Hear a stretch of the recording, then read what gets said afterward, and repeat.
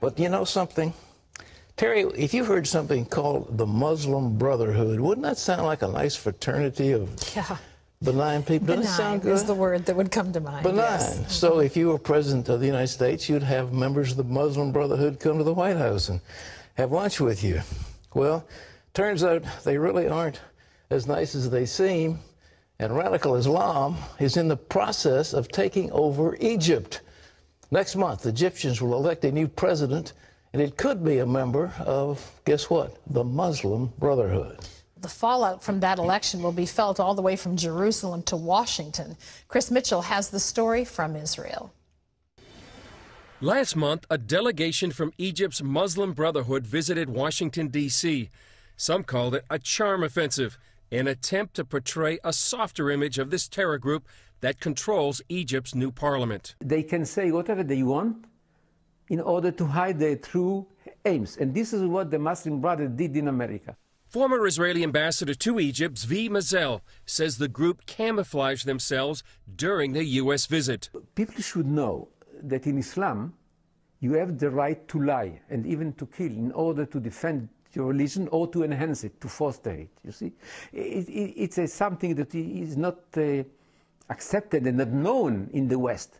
But this is the real thing. They just lie to the people in order to change the image and to get some popular support in America. And it's just the latest deception from the Brotherhood. For example, leaders promised not to put a candidate in next month's presidential election, but have since changed their mind. Counterterrorism expert Boaz Ganor says it all points to one direction. So what we see is that the Muslim Brotherhood, that, by the way, share the same end goal as those extremists, which is creating a caliphate state which will be run by the Sharia law in Arab countries and all over the world. A Brotherhood victory would put Egypt on the way to becoming an Islamic state. Mazel says whether or not the U.S. admits it, they've already lost their strongest ally in the Arab world. Egypt is not anymore strategical ally of America. This is finished. You cannot repair it now. Maybe in 10 years' time, yes, but not now. The Arab Spring has brought a lot of instability to the region. While Washington is an ocean away, Israel is literally on the front lines. It's working to complete this fence and seal its 144-mile-long border with Egypt's Sinai Peninsula. On our part, the challenge of the IDF still does not change, because at the end of the day, the challenge is to protect the civilians of Israel. Terrorists used the sanctuary of the Sinai to launch this cross-border attack last August that killed 8 Israelis. Since the Mubarak government fell, Egypt is losing or has lost control of much of the Sinai. Sinai Peninsula in Egypt, those are ungoverned territories in which the central government doesn't control the territory whatsoever.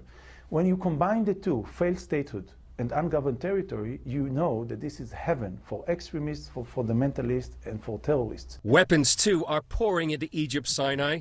Some say the land is more like the Wild West, and they expect the shootout sooner or later. Chris Mitchell, CBN News, Jerusalem. All the Israelis have to do is surrender land for peace. How often have we heard that? Well, Menachem Begin surrendered the entire Sinai. He had won it. They had won it by military force. And they said, okay, we want to make peace, so you take the Sinai and we'll come back to El Arish and we'll set up a border there and we'll have peaceful relationships. That's a pipe dream. Lee Webb has the rest of our top stories in the CBN News Desk. Lee. Pat, criminal charges could be filed in the spending scandal at the General Services Administration. The GSA spent more than $820,000 in taxpayer money at a conference in Las Vegas. GSA officials held 8 pre-conference scouting trips and events to plan that conference. Lawmakers will be learning more today from an executive who threw a party there on the taxpayers' dime. Robert Peck has been ordered to pay back nearly $2,000. During the first day of hearings, the former head of the GSA offered an apology for the wasteful spending, and the man at the center in the investigation refused to answer questions and pleaded the Fifth.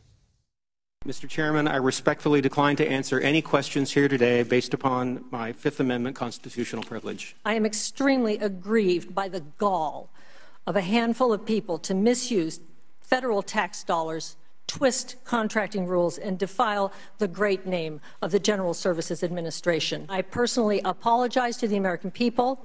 As the head of the agency, I am responsible. I deeply regret this. Committee members from both parties, though, were critical of the GSA spending habits. Democrat Elijah Cummings scolded the agency during that hearing. He said, "It's not your money." Well, it's about time they begin to realize that. Now, folks, you see, the GSA, it doesn't sound like it, it's Government Services Administration. It takes care of buying and managing everything from office supplies to cars to buildings for the United States government. The GSA oversees $66 billion of purchasing every year, $66 billion. And it helps to manage about $500 billion of federal property, including 8,600 buildings, 210,000 vehicles, 210,000. So you can imagine the opportunity for fraud and mismanagement is enormous with an agency that has that much money to spend and little or no oversight. Lee? Pat, Senate Republicans have blocked a bill on the so-called Buffett Rule. Democrats weren't able to get enough votes to keep debating the measure. President Obama wants to require that America's top earners pay at least 30% in taxes. The president criticized the Senate vote, saying Republicans chose once again to protect tax breaks for the wealthiest few Americans at the expense of the middle class. Republican Senator John Kyle, though, of Arizona, says the measure will do nothing with regard to job creation, with regard to gas prices, with regard to economic recovery. Pat? Once again, we've got a demagogue-in-chief instead of a commander-in-chief. This is a demagogic thing. I mean, over 10 years, $45 billion. And when we're wasting maybe a $1.2 trillion in a federal deficit this year, this is just peanuts. And yet he's going to hammer away at it because he thinks the people are so stupid they'll buy this foolishness. I don't believe the American people are that dumb. I think they're very intelligent. I think they'll wake up to what's going on. Lee? Well, you've heard the phrase, April showers bring May flowers. Parts of the country need more than just an umbrella these days. From tornadoes to summer-like temperatures to piles of snow, April has been a month of extreme weather. Mark Martin has the story. The weather across the country is bizarre. In some places, you'd never know it was only mid-April. Kids jumped for joy at the beach, while adults soaked up the sun at a state park in Connecticut. Can't believe we're out in April. It's fabulous. It's beautiful out today. The water's very cold, but it's nice to relax and put your feet in the sand. The temperature soared to around 90 degrees in Philadelphia, and because Boston was so hot, people chose to bypass the world-famous marathon. First time ever we've got air conditioning in the tents because of the weather this year. The unseasonably warm weather is expected to last in parts of the Midwest and Northeast through the end of the week. However, Old Man Winter is holding on in other parts of the country with a vengeance. In northern Minnesota, they're shoveling out after rain and snow pounded the area and forced school closures. In Chisholm, Minnesota, they got nearly a foot of snow. I was amazed that on April 16th we could get this much snow. No, I wasn't expecting this much, but it's Minnesota. Meanwhile, parts of the Midwest continue to clean up after more than 100 devastating tornadoes swept through Oklahoma, Kansas, Iowa, and Nebraska over the weekend. And in Sweeney, Texas, heavy rain turned streets into lakes. The extreme weather follows the hottest March on record, but farmers are on alert. The weather could turn again. Another vicious frost could ruin crops like blueberries and apples, which have in some cases bloomed a month ahead of schedule. Mark Martin, CBN News. Meteorologists say several weather patterns caused the higher temperatures. The ocean phenomenon known as La Nina is one of them. But they note that the unusual winter heat mainly took place in North America. Europe had a very cold winter. And later in the program, Dale Hurd will report on the impact that's had on Europe's view of global warming, Pat. I mean, it's crazy. And tell me that it's on account of fossil fuel that all this is happening. No way. Wait for the report. Mars is getting cooler. They don't have any SUVs in Mars. Lee. Arizona is holding a special election to fill the seat of former Representative Gabby Giffords. It's a race that has implications for the general election in November. John Jessup reports now from southern Arizona. When Gabby Giffords offered her emotional goodbye to focus on her recovery, it left many in her home state sad to see her leave politics. Although I'm a Republican, I hate to see her go because she did a lot for us. But it also opened the door for a hotly contested race in a perennially competitive swing district. Voters will choose between 4 Republicans in Tuesday's primary. The winner will go on to challenge the only Democrat in the special election, Ron Barber. He's Gifford's former district director and one of the 13 who were injured at the shooting that critically wounded the 3-term lawmaker. Barber's bid increased Democrats' chances of keeping the seat. I think a lot of people really like Gabby Giffords, and maybe we'll vote for Ron Barber because of that, because they know that she and he are simpatico. Liz's friend Edie is a Republican who jokes that her vote will cancel Liz's. She thinks the Democrat Party is going to sweep the whole world. And I think, wake up, because it's not. While the top local Republican official says having several candidates on the ballot is good for voters, he believes it hurts the race for campaign dollars. As a candidate, it is not that good because you have to take now some assets from your campaign war chest to gain the position on the ballot and then go against the Democrat candidate. Barber sits strong on campaign contributions, but party officials on both sides acknowledge the race likely will be close. I'm hoping for victory. I'm not absolutely confident of victory, I will tell you that. But it's going to be a tough fight, and we'll be there right to the end. The seat is so contested that it's attracted money and effort from Republicans and Democrats at the national level. They'll try to use whatever the outcome to their advantage. The party that wins will proclaim that it's a great victory for their party and a symbol of what's going to come. The party that loses will say, it was just a special election. Arizona Congressional District 8 is a competitive swing district, and with Gabby Giffords no longer in the running, it makes it all the more competitive. And whoever wins the special election won't have much time to celebrate. That's because voters head back to the polls in November to re-elect someone to represent the district. John Jessup, CBN News, Sierra Vista, Arizona. Britain's National Army Museum held a contest recently to select that country's most worthy military opponent. And here are the 5 that made the short list. France's greatest military commander, Napoleon.